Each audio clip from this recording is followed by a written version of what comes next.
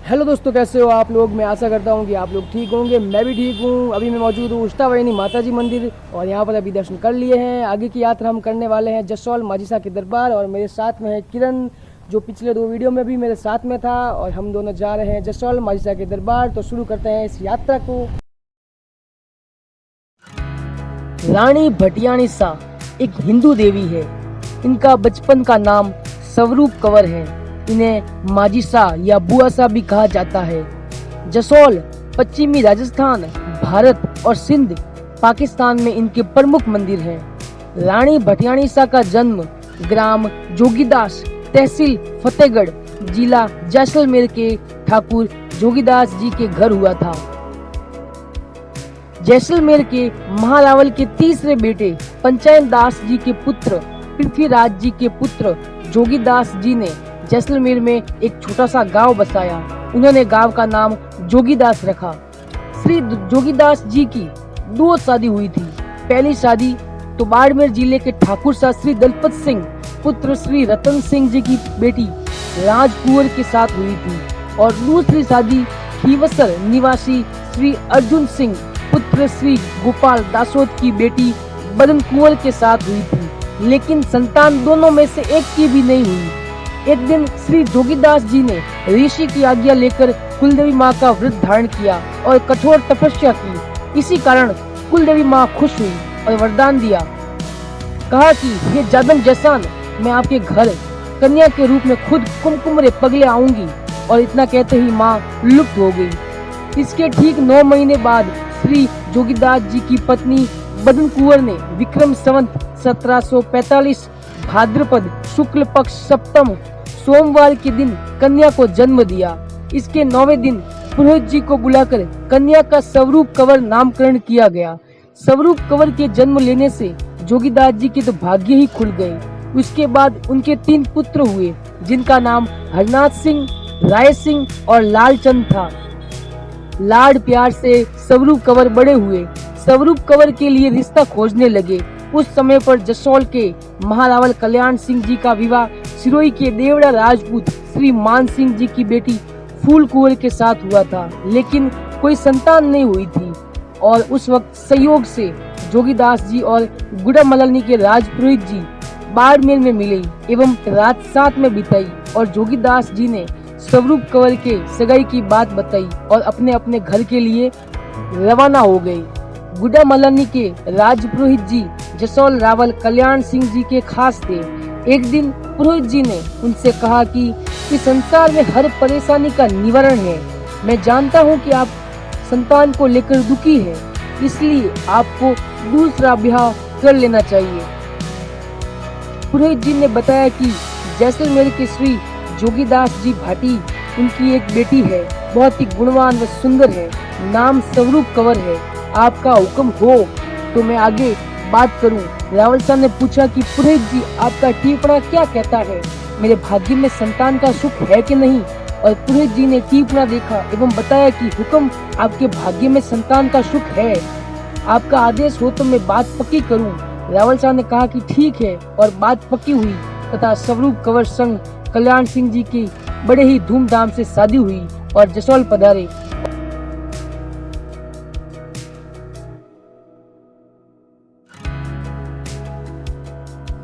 पहली पत्नी देवड़ी जी ने मान सम्मान से स्वागत किया और रावले में लिया और दोनों प्रेम से रहने लगे।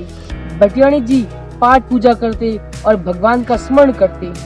शादी के 9 महीने बीत जाने के बाद भटियाणी जी ने पुत्र को जन्म दिया। रावल साहब बहुत खुश हुए। पूरे जसौल में खुशियां छाई और पूरे जसौल में मिठाई बांटी गई और खुशियां मनाई। पुत्र का नामकरण करवाया और नाम लाल बना रखा। भटियाणी जी ने देवड़ी जी से कहा कि आप भी भगवान का पूजा पाठ करो तो आपको भी पुत्र होगा।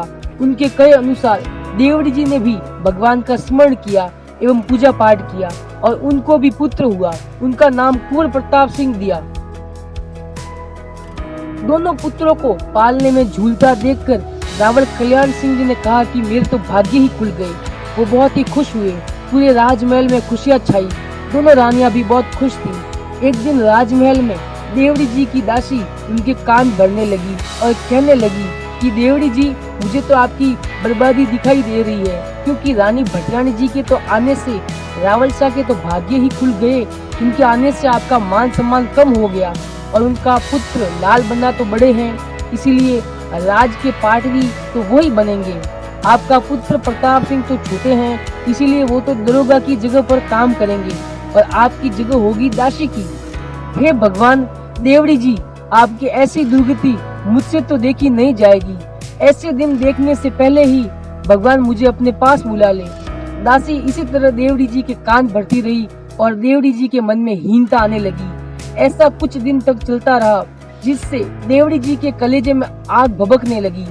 देवड़ी जी को दासी ने इतना भड़का दिया था कि वो दिन रात यही सोचने लगे कि कुछ भी करके लाल बन्ना को रास्ते से हटाना है। देवड़ी जी का हाव भाव देखकर भटियाणी जी को शक तो हुआ ही, पर यह नहीं सोचा था कि ममता के आंचल में इतना काल और जहर भरा हुआ है। जब श्रावण महीने की तीज आई, भटियाणी जी को तीज में झूला झूलना और घूमर नृत्य का बड़ा ही शौक था। तीज के त्योहार पर जब बाग में ढोल बजा तो उधर कुल की सब औरत तैयार होकर 16 श्रृंगार करके राजमहल में आई और भटियाणी जी को घूमर नृत्य करने के लिए कहा, साथ में पधारने को कहा। तो भटियाणी जी ने देवड़ी जी से कहा कि हुक्म, आप भी पधारे। तो देवड़ी जी ने सोचा कि यही अच्छा मौका है लाल बन्ना को हटाने का। देवड़ी जी ने कहा, मेरे सिर में दर्द है, इसीलिए भटियाणी जी को जानने के लिए कह दिया। तो भटियाणी जी ने 16 श्रृंगार करके और देवड़ी जी ने कहा कि लाल बन्ना सो रहे हैं, आप उनका ध्यान रखना। और इतना कहने के बाद में वो सभी कुल की लेडीज के साथ में बाग में झूला व घूमर नृत्य करने के लिए रवाना हुए। उधर देवड़ी को तो इस दिन का इंतजार था और गहरी नींद में सो रहे लाल बन्ना को जगाकर दूध में विष मिलाकर पिला दिया। लाल बन्ना तो दूध पीते ही तो वहीं पर प्राण छोड़ दिया। उधर भटियाणी शाह ने बाग में कदम रखते ही उनके तो कलेजे में जैसे कि आग जलने लगी। उनको लगा कि कुछ तो हुआ है और तो वहां से नंगे पांव राजमहल की ओर भागे और महल में आके लाल बन्ना को देखे तो बात बीत गई और अपने कलेजे के टुकड़े को गोदी में लेकर सीने से लगाकर खूब रोए और स्वरूप कंवर वहीं गिर गए। खन से दूध की धार बहने लगी। देवी का रूप जागृत हुआ और बात चारों ओर फैल गई। वहाँ पर रावल शाह, कल्याण सिंह जी और सभी लोग वहाँ पर एकत्र हुए। वहाँ पर देखा तो भटियाणी शाह लाल बन्ना को गोदी में लेकर हरिस्मरण कर रहे हैं। विकराल चंडी का रूप देखकर सभी घबरा गए। देवड़ी जी की घोर पाप कर बहुत ही पछताए, पर अब क्या करें। देवड़ी जी एक खिड़की से भटियाणी जी को देखने लगे। उस समय पर भटियाणी जी की आंखें खुली और कहने लगे कि देवड़ी जी, आपने तो मेरे वंश को ही मिटा दिया, पर आपकी ही औलाद का कोई सूरा मेरे साथ पुजाएगा। शक्ति आई, अवतार भटियाणी साथ सत चढ़ा और शरीर का बाल शरीर करके खड़ा हुआ और आंखों से अंगारे बरसने लगे और कहने लगे, सतीरी रति चुनाओ, मैं इस दगाबाज संसार का पानी भी नहीं पीऊंगी। और भटियाणी शाह अपने लाल बन्ना की मौत को लेकर शमशान की ओर रवाना हुए। सभी लोग पीछे पीछे चलने लगे। सत चढ़ा भटियाणी शाह के पैर जमीन से 1 फुट ऊंचा चलने लगे।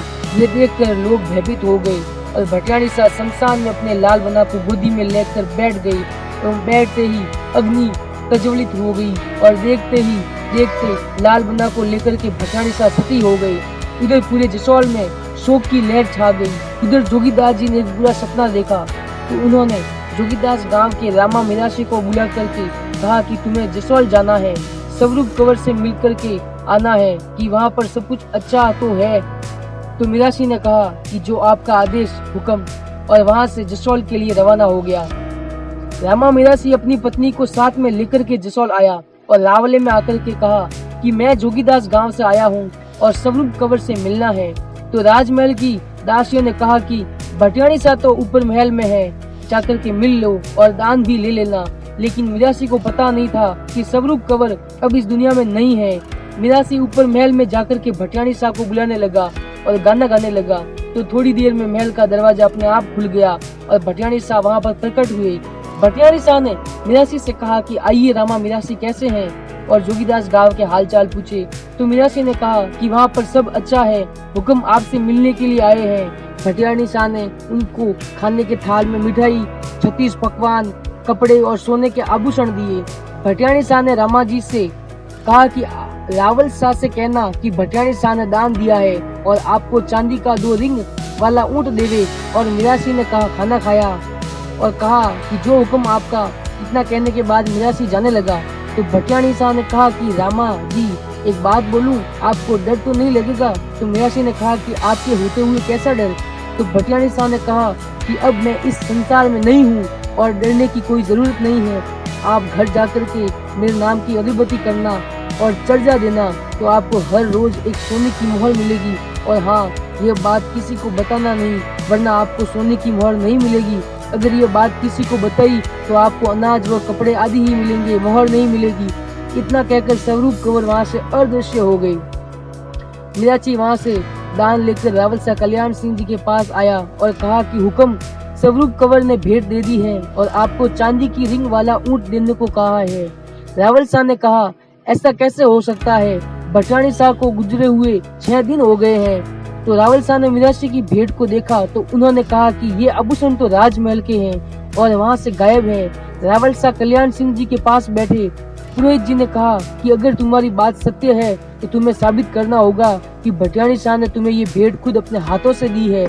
रावल शाह ने कहा कि शाम को संध्या के समय तुम्हें एक खेजड़ी की सूखी लकड़ी को शमशान में जाकर लगाना है और सुबह तक अगर ये लकड़ी हरी भरी हो गई तो हम मानेंगे कि तुम कह रहे हो वो सच है, और अगर तुम झूठे निकले तो सोच लेना कि तुम्हारा क्या होगा।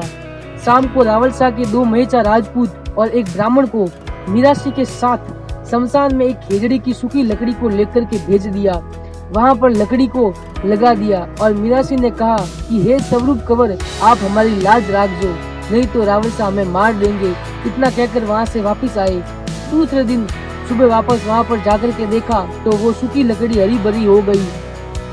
ये देखकर राजमहल में आकर के रावल शाह कल्याण जी से कहा कि हुक्म, वो सूखी लकड़ी तो हरी भरी हो गई है।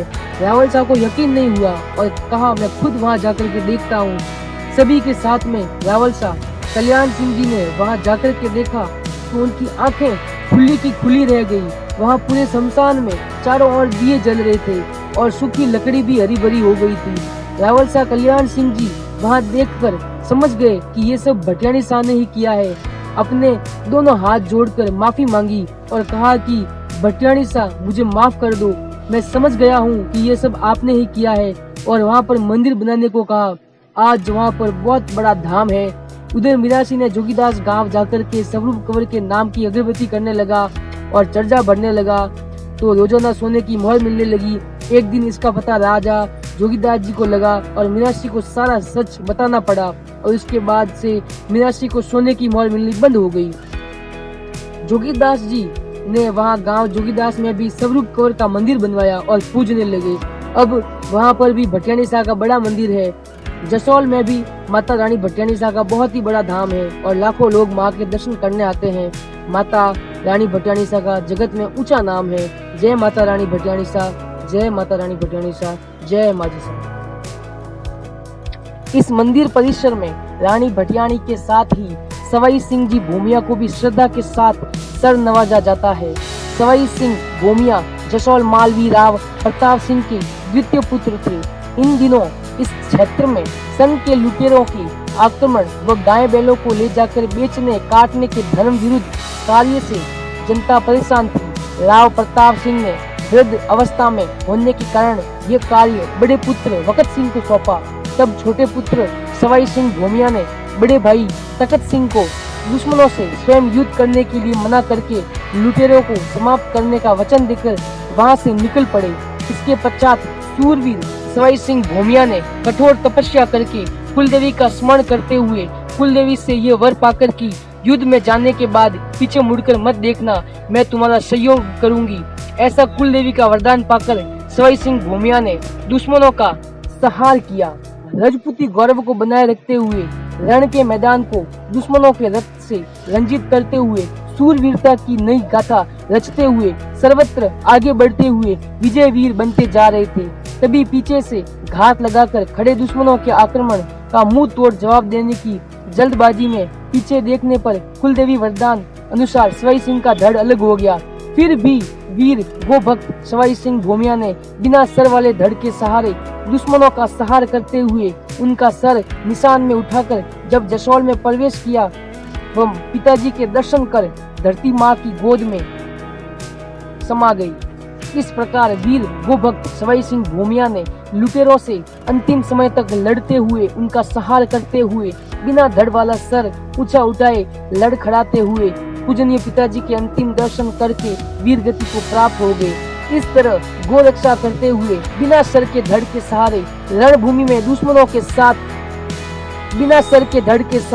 रणभूमि में दुश्मनों के छक्के छुड़ाने तथा एक रक्षक के रूप में अपनी रजपूती आन बान और शान प्रदर्शित करने के कारण सवाई सिंह भूमिया के रूप में पूजे जाने लगे। माता रानी का भव्य मंदिर जसोल में है और रानी भटियाणी के जन्म स्थान जोगीदास गांव में भी है।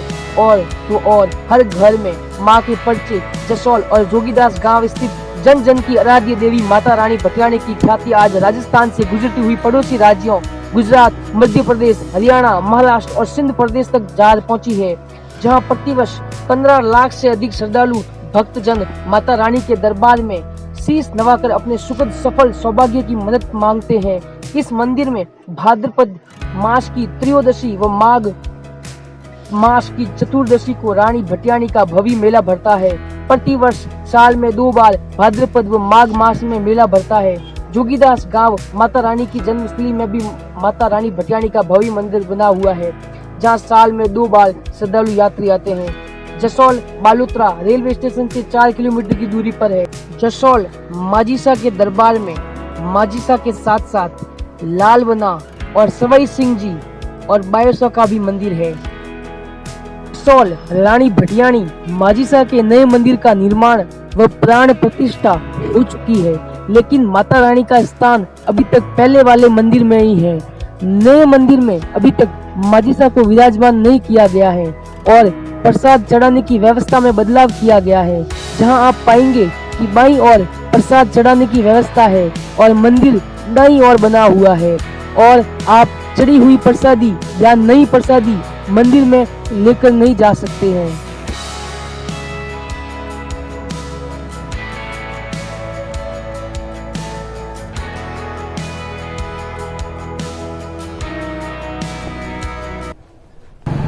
तो दोस्तों आ चुके हैं माजीसा के दरबार जसोल। पीछे प्रसादी की दुकानें हैं, मार्केट है।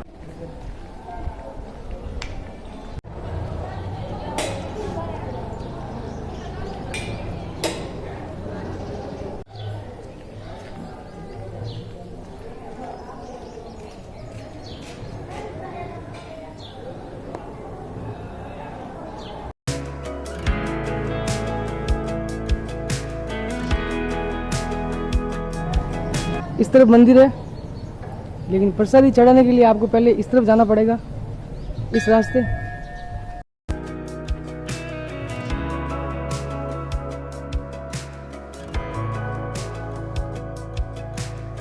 प्रसादी के लिए अलग से व्यवस्था है।